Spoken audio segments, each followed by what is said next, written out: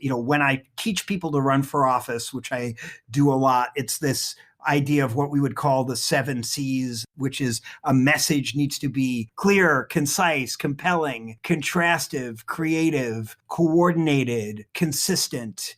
You want to make sure that a message has all of those elements. And yes, volume matters, but if your opponent, and these days, people are pretty well matched as far as resources. And even if they're not, there's still sort of a threshold of you can still outspend somebody and lose if they spend enough to communicate and have a better, clearer message.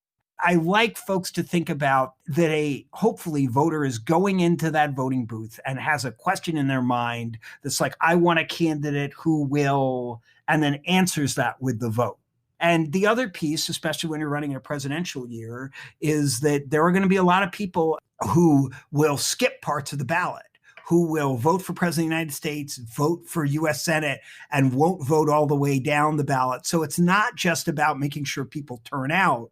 It's making sure that people care enough about your race and you've given them enough of a reason to care to vote in your race, because it's not a given. And in many, many places, that voter fall off is the difference between winning and losing in a race.